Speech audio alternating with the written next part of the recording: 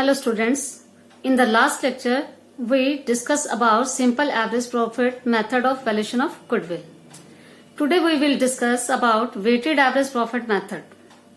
According to this method, value of goodwill will be equal to weighted average profits into number of years purchase. Simple average profit method में हम क्या कर रहे थे, average profit को हम number of years purchase से multiply करके गुडविल की वैल्यू निकाल रहे थे. अब यहां पर हमें कौन से प्रॉफिट लेने हैं, वेटेड एवरेज प्रॉफिट. अब वेटेड एवरेज प्रॉफिट आप कैसे कैलकुलेट करेंगे या किस तरीके से आप इसको निकालेंगे. अब क्या होते हैं वेटेड एवरेज प्रॉफिट. इस मेथड के according, as per this method, each year profit is assigned a weight. The highest weight is assigned to the profit of the recent year. इस मेथड के अकॉर्डिंग हम क्या करते हैं कि हर एक साल के प्रॉफिट को एक वेट असाइन कर दिया जाता है और जो भी हमारा रिसेंट ईयर होता है उसको हम सबसे हाईएस्ट वेट देते हैं, as it indicates the most likely profit in future. क्योंकि जो रिसेंट ईयर में जो प्रॉफिट हो रहे हैं, प्रेजेंटली हमारे प्रॉफिट कितने हो रहे हैं, उसके बेस पे हम गुडविल की वैल्यू निकालते हैं. इस पॉइंट को हम एक एग्जांपल से समझते हैं कि वेट क्या है और कैसे हम असाइन करते हैं. और सिंपल एवरेज प्रॉफिट मेथड की बजाय हम वेटेड एवरेज प्रॉफिट मेथड को क्यों प्रेफर करते हैं. फॉर एग्जांपल हमारे पास 2 पर्सन्स है, राम और मोहन. अब राम ने भी बिजनेस, दोनों पर्सन को बिजनेस स्टार्ट किए, 5 इयर्स कंप्लीट हो चुके हैं और इनके जो प्रॉफिट्स हैं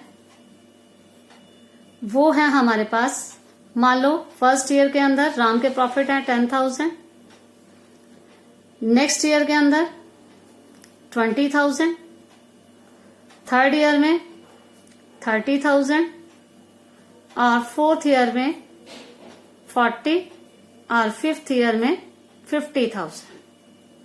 आप देख रहे हैं कि राम को 5 इयर्स कंप्लीट हो चुके हैं लेकिन इसमें जो प्रॉफिट है वो डे बाय डे इंक्रीज ही हो रहा है. लेकिन मोहन ने बिजनेस स्टार्ट किया तो फर्स्ट ईयर में इसके प्रॉफिट्स थे 50,000, नेक्स्ट ईयर में प्रॉफिट्स रिड्यूस हो गए 40,000, फिर 30,000 और उसके बाद 20 और 10,000. अब आप देखें कि राम के प्रॉफिट्स तो इंक्रीज हो रहे हैं लेकिन मोहन के प्रॉफिट जो है वो डिक्रीज हो रहे हैं. अगर आप इसके अंदर आप सिंपल एवरेज प्रॉफिट मेथड को फॉलो करते हैं तो आप देखें कि दोनों की गुडविल की वैल्यू इक्वल आएगी. देखें हम टोटल कितना आता है हमारे पास, 1,50,000 और इसमें भी 1,50,000. और एवरेज प्रॉफिट अगर हम निकालें तो 1,50,000 अपॉन में 5, 30,000. और फॉर एग्जाम्पल हम नंबर ऑफ इयर्स परचेज ले लेते हैं 2, तो 30,000 को आप 2 से मल्टीप्लाई करेंगे, 60,000 हमारे पास आ जाएगा. ये आ जाएगी हमारे पास गुडविल की वैल्यू. और दोनों बिजनेसमैन के लिए, क्योंकि दोनों के जो टोटल प्रॉफिट्स हैं वो सेम है, लेकिन आप देखोगे कि राम के जो बिजनेस में प्रॉफिट जो है वो इंक्रीज हो रहे हैं लेकिन मोहन के प्रॉफिट जो है वो क्या हो रहे हैं, डिक्रीज हो रहे हैं. दोनों के 5 इयर्स के प्रॉफिट तो इक्वल हैं लेकिन राम की गुडविल जो है वो इंक्रीज हो रही है, मोहन के प्रॉफिट्स कम हो रहे हैं, तो उसकी क्या गुडविल होगी, कुछ नहीं कह सकते. तो उस केस में अगर हम सिंपल एवरेज प्रॉफिट मेथड को फॉलो करते हैं तो दोनों की गुडविल की वैल्यू सेम आएगी. और जबकि हम देख रहे हैं कि राम की गुडविल तो ज्यादा है और लेकिन मोहन की कोई गुडविल नहीं है क्योंकि उसके प्रॉफिट्स डिक्रीज हो रहे हैं. तो इस ड्रॉबैक को रिमूव करने के लिए हम यूज करते हैं वेटेड एवरेज प्रॉफिट मेथड.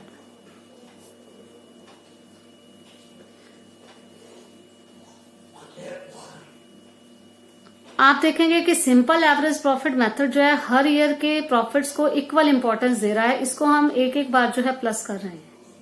लेकिन वेटेड एवरेज प्रॉफिट के अकॉर्डिंग हम क्या करते हैं, हर ईयर के प्रॉफिट को एक वेट असाइन कर दिया जाता है और जो सबसे लास्ट ईयर रिसेंट ईयर होता है उसको सबसे हाईएस्ट वेट दिया जाता है. जितने भी ईयर्स के बेस पे हम गुडविल की वैल्यू निकालना चाहते हैं उस ईयर से स्टार्ट करके वेट्स असाइन किए जाते हैं. जैसे मान लो हम इसको ले लेते हैं, अगर हम मान लो 5 इयर्स के बेस पे लेना चाहते हैं गुडविल की वैल्यू, तो फर्स्ट ईयर के प्रॉफिट को 1 वेट दिया जाएगा, नेक्स्ट ईयर के प्रॉफिट को 2, 3, 4 और 5. तो सबसे लास्ट ईयर के प्रॉफिट को जो है सबसे ज्यादा वेट दिया जाता है. और फिर हम इन प्रॉफिट्स को इससे मल्टीप्लाई करके प्रोडक्ट निकालते हैं, वो हम आगे एग्जाम्पल में करेंगे कि कैसे हमें जो है वेटेड एवरेज प्रॉफिट निकालना होता है। यहाँ पर हम क्या सीख रहे हैं कि सिंपल एवरेज प्रॉफिट मेथड का क्या ड्रॉबैक है जिसकी वजह से हम वेटेड एवरेज प्रॉफिट मेथड को अडॉप्ट करते हैं।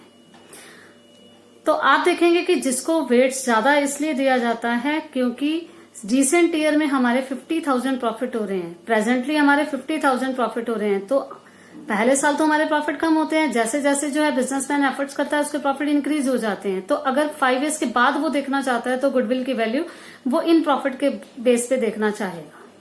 तो इसलिए हम स्टार्टिंग के प्रॉफिट को कम इंपॉर्टेंस देते हैं, कम वेट प्रोवाइड करते हैं, और रिसेंट ईयर के प्रॉफिट्स को ज्यादा वेट प्रोवाइड करते हैं। इस तरीके से जो है वेट असाइन करके और प्रोडक्ट निकाले जाते हैं और उसके बाद हम क्या करते हैं, गुडविल की वैल्यू निकालते हैं।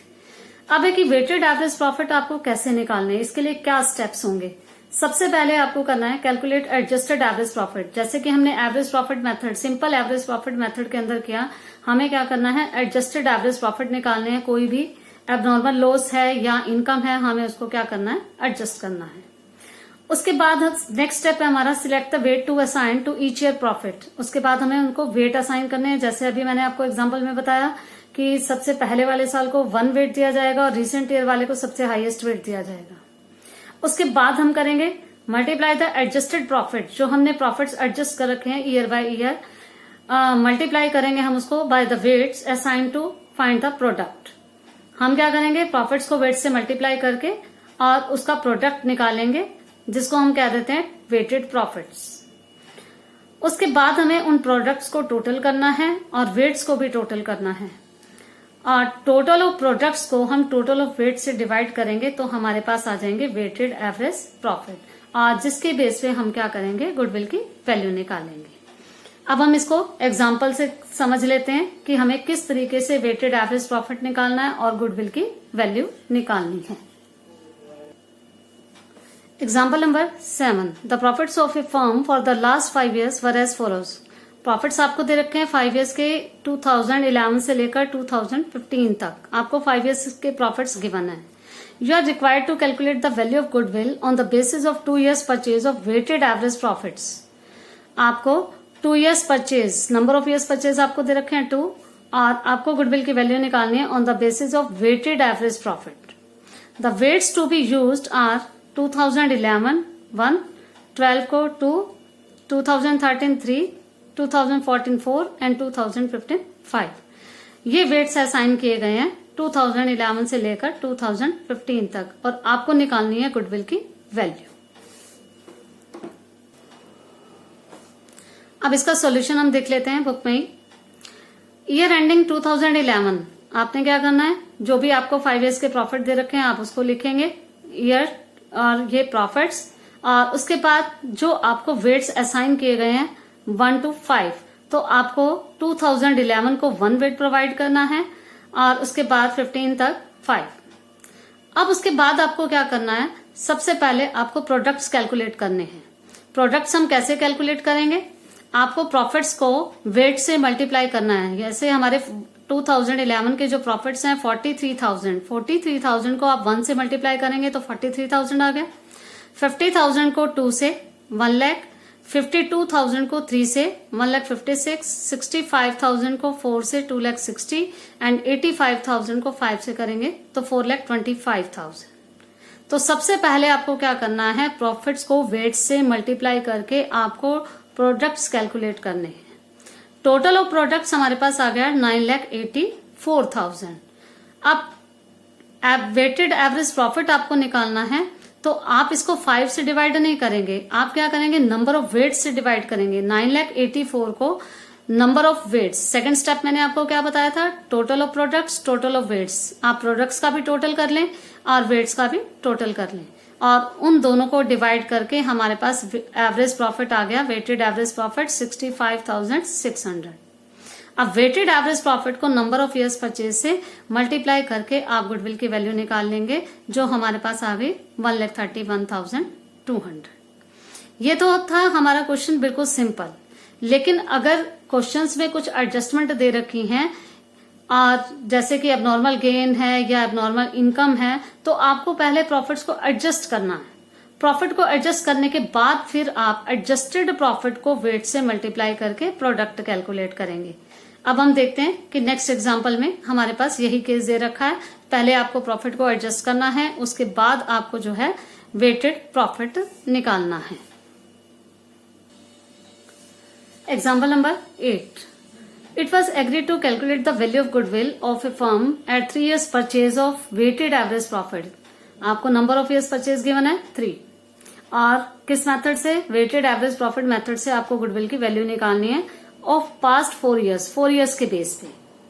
The appropriate weights to be used in to each year ended on 31st March are 2012 1, 2013 2, 14 को 3 और 15 को 4 वेट प्रोवाइड किए गए हैं। The profit for these years ended on 31st March, आपको 4 years के प्रॉफिट गिवन है 2012 का, 13 का, 14 एंड 15। अब क्या एडिशनल इन्फॉर्मेशन दे रखी है कि इन प्रॉफिट्स को हमें कैसे एडजस्ट करना है। On scrutiny of the accounts the following matters are revealed. First adjustment आपको दे रखी है on 1st December 2013 a major repair was made in respect of the plant incurring ₹6,000 which amount was charged to revenue। आप देखते हैं कि कोई भी मेजर रिपेयर अगर हम कराते हैं तो वो हमारा कैपिटल एक्सपेंडिचर माना जाता है, लेकिन हमने उसको क्या किया, which amount was charge to revenue. आप इसकी लैंग्वेज को समझे कि क्या आपको इन्फॉर्मेशन दे रखी है कि हमने रिपेयर कराई 6,000 की मशीनरी में, और which amount was charge to revenue, और हमने उसको रेवेन्यू एक्सपेंडिचर में डाल दिया। हालांकि हमारे रिपेयर्स के एक्सपेंडिचर रेवेन्यू एक्सपेंडिचर ही होते हैं, लेकिन जब मेजर रिपेयर कराई जाती है तो वो हमारे लिए कैपिटल एक्सपेंडिचर होता है। तो हमने उसको रेवेन्यू एक्सपेंडिचर माना, मीन्स कैपिटल एक्सपेंडिचर को रेवेन्यू एक्सपेंडिचर मान लिया, तो हमारे प्रॉफिट जो है वो इससे रिड्यूस हो गए 6,000 से। The paid sum is agreed to be capitalised for goodwill calculation subject to the adjustment of depreciation of 10% per annum on reducing balance method. आपको क्या करना है, the paid sum is agreed to be capitalise. आपको क्या करना है, इसको capitalise करना है, मीन्स आप इसको कैपिटल एक्सपेंडिचर मानेंगे गुडविल की कैलकुलेशन के लिए। और उसके अलावा एडजस्टमेंट आपको क्या करनी है, adjustment of depreciation of 10% per annum on reducing balance method, और डेप्रिसिएशन भी आपको चार्ज करना है 10% पर एनम से और रिड्यूसिंग बैलेंस मेथड से। अब सबसे पहले आपको क्या देखना है, 6,000 जो है वो आपको कौन से ईयर के प्रॉफिट में जो है आपको एडजस्ट करना है। 1st December 2013, तो इसका ईयर एंडिंग हमारा क्या होगा, March 2014। इसका मतलब 2014 के प्रॉफिट्स में आपको एडजस्टमेंट करनी है, और उसके बाद डेप्रिसिएशन भी चार्ज करना है। नेक्स्ट एडजस्टमेंट है closing stock for the year ending 31st March 2013 was over valued bye 2,400। Closing stock over valuation हो गया अब 2013 का, तो क्लोजिंग स्टॉक जो है 2,400 आपने ज्यादा शो कर रखा है, मीन्स प्रॉफिट जो है हमारे ज्यादा शो हो रहे हैं, तो हम क्या करेंगे, प्रॉफिट को रिड्यूस कर देंगे, क्योंकि इन फ्यूचर हमारे कितने प्रॉफिट होंगे उसके बेस पे हमें गुडविल की वैल्यू निकालनी है, तो उसके अकॉर्डिंग हमें इन आइटम्स को क्या करना है, एडजस्ट करना है। नेक्स्ट है to cover management cost and annual charge of ₹4,800 should be made for the purpose of goodwill valuation. और आपको मैनेजमेंट कॉस्ट चार्ज करनी है 4,800 एनुअली, मीन्स हर साल जो है आपके एक्सपेंसेस होंगे, मैनेजमेंट कॉस्ट होगी 4,800। जब आपके एक्सपेंसेस जो हैं एनुअल हैं, मीन्स हर साल होंगे, तो आप क्या करेंगे, उसको हर साल के प्रॉफिट्स में से माइनस कर देंगे। Compute the value of goodwill. और अब हम देखते हैं कि गुडविल की वैल्यू कैसे निकालनी है इस मेथड से। एग्जाम्पल नंबर 8, सबसे पहले हम क्या करेंगे, एडजस्टेड प्रॉफिट कैलकुलेट करेंगे और उसके बाद हम गुडविल की वैल्यू निकालेंगे। हमारे पास जो प्रॉफिट्स गिवन है 2012, 13, 14 और 15, इसके प्रॉफिट्स मैंने यहाँ पर लिख दिए हैं। अब हम करेंगे इन प्रॉफिट्स को एडजस्ट, जो हमें इन्फॉर्मेशन दे रखी है। हमारी फर्स्ट एडजस्टमेंट जो थी वो थी 1st December 2013, जिसमें हमने मेजर रिपेयर 6,000 करवाए। तो 1st December 2013 की ईयर एंडिंग कौन सी थी हमारी, 2014। तो कैपिटल एक्सपेंडिचर को हमने रेवेन्यू एक्सपेंडिचर मान रखा है, तो प्रॉफिट हमारे कम है, तो हम प्रॉफिट्स को क्या करेंगे, इंक्रीज कर देंगे। तो ऐड कर देंगे हम 2014 में capital expenditure charge to revenue expenditure. 6,000 को आप 2014 के प्रॉफिट्स में ऐड कर देंगे। अब हमें करना है कि इसका डेप्रिसिएशन भी कैलकुलेट करना है, और डेप्रिसिएशन जो है रिड्यूसिंग बैलेंस मेथड से। आप देखेंगे ये 6,000 जो है वो हमने 1 दिसंबर 2013, अब 1 दिसंबर 2013 से लेकर 31 मार्च 2014 तक 4 मंथ्स बनते हैं। तो इस साल के अंदर 14 के अंदर आप 4 मंथ्स का डेप्रिसिएशन चार्ज करेंगे, क्योंकि अब हम इसको क्या कर रहे हैं, एसेट मान रहे हैं, कैपिटल एक्सपेंडिचर मान रहे हैं। तो 6,000 पे आपको 10% 4 मंथ्स का डेप्रिसिएशन कैलकुलेट करना है। तो ये आपके पास आ जाएगा 200। तो 200 हम यहां से माइनस करें तो हमारे पास इसकी वैल्यू बची 5800, क्योंकि रिड्यूसिंग बैलेंस मेथड से आपको डेप्रिसिएशन चार्ज करना है। तो इसका मतलब 2014 में तो आप डेप्रिसिएशन चार्ज करेंगे तो डेप्रिसिएशन प्रॉफिट को रिड्यूस कर देगा। तो डेप्रिसिएशन हम माइनस करेंगे, यहां से करेंगे हम 200। अब नेक्स्ट ईयर्स में भी डेप्रिसिएशन तो चार्ज होगा, और रिड्यूसिंग बैलेंस मेथड से करना है। 6,000 की एसेट थी, 200 हम अगर डेप्रिसिएशन चार्ज करते तो हमारी एसेट की वैल्यू कितनी होती, 5,800, और इस पे हम 10% डेप्रिसिएशन चार्ज करेंगे 580 पूरे 1 ईयर का। तो 580 जो है आपको 2015 में चार्ज करना है। जिस भी ईयर के अंदर एसेट आप परचेज कर रहे हैं उसके बाद जितने भी ईयर्स होंगे आपको उस हर साल में डेप्रिसिएशन चार्ज करना है। उसके बाद नेक्स्ट था हमारा closing stock. Closing stock was over valued.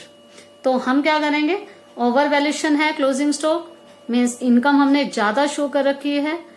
Closing stock हमारा क्रेडिट साइड में शो होता है, और क्रेडिट साइड इनकम्स होती हैं, इसका मतलब इनकम्स हमने ज्यादा शो कर रखी हैं, प्रॉफिट्स ज्यादा जो है शो कर रखे हैं। तो हम क्या करेंगे, उन प्रॉफिट्स को रिड्यूस कर देंगे। और over valuation of closing stock जो है वो 31 मार्च 2013 के लिए। तो हम क्या करते हैं, हम इसको लेस कर देते हैं, less over valuation of closing stock, और ये था हमारे पास 2400, माइनस कर देंगे हम इसको। और अब आपको यहाँ पर ये पॉइंट ध्यान रखना है कि जो भी आपका क्लोजिंग स्टॉक होता है वो नेक्स्ट ईयर के लिए ओपनिंग स्टॉक होता है। तो चाहे आपको मेंशन हो या ना हो, तो आपको ध्यान रखना है कि जो भी 31 मार्च 2013 का क्लोजिंग स्टॉक है वो 2014 के लिए क्या माना जाएगा, ओपनिंग। इसका मतलब हमने 2014 में क्लोजिंग स्टॉक की ओवर वैल्यूएशन कर दी, तो उसे भी हमें एडजस्ट करना पड़ेगा। अब ओपनिंग स्टॉक अगर वैल्यूएशन ज्यादा की जाएगी तो इसका मतलब एक्सपेंसेस हमने ज्यादा शो कर रखे हैं, ज्यादा माइनस कर रखे हैं, प्रॉफिट हमारा जो है वो ज्यादा शो कर रहा है।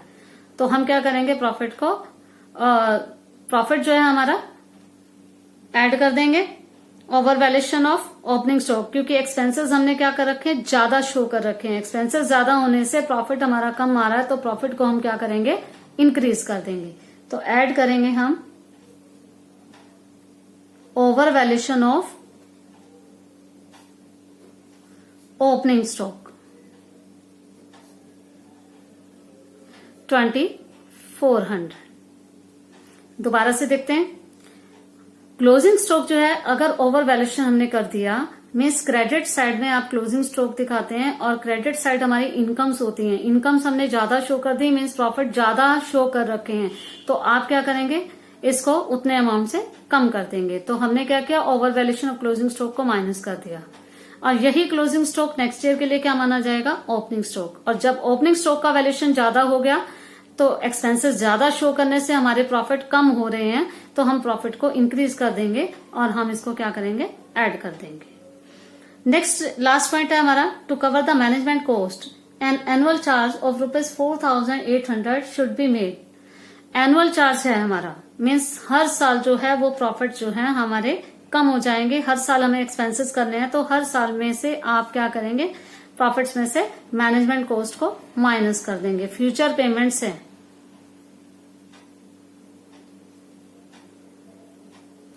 और ये हमारे पास आ जाएगा 4800 माइनस 4800, 4800 और 4800।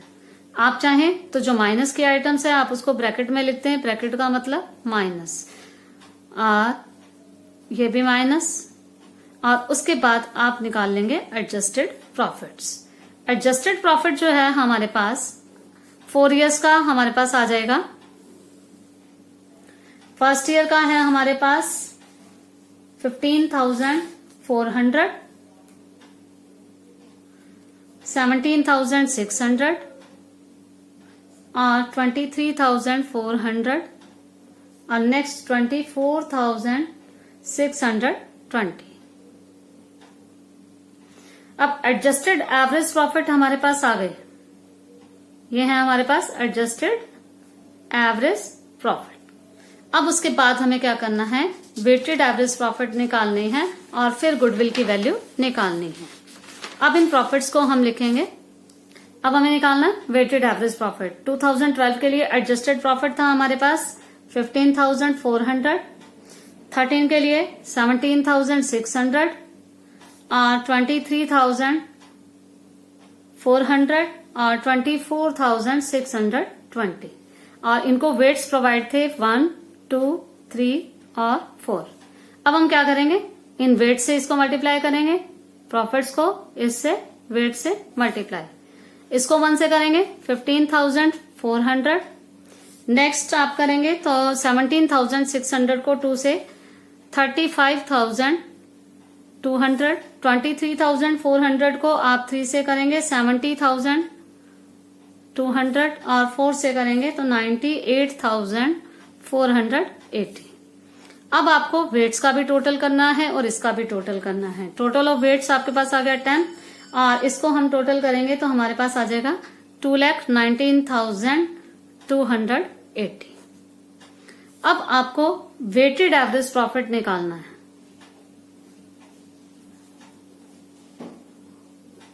वेटेड एवरेज प्रॉफिट आप टोटल ऑफ प्रोडक्ट्स को टोटल ऑफ वेट्स से डिवाइड कर देंगे तो आपके पास आ गया 21,928। और अब हम गुडविल की वैल्यू निकाल लेंगे। वेटेड एवरेज प्रॉफिट को आप नंबर ऑफ इयर्स परचेज से मल्टीप्लाई करेंगे जो हमें दे रखे थे 3, और ये आपके पास आ गई गुडविल की वैल्यू 65,784। तो इस तरीके से वेटेड एवरेज प्रॉफिट मेथड से आपको गुडविल की वैल्यू निकालनी है।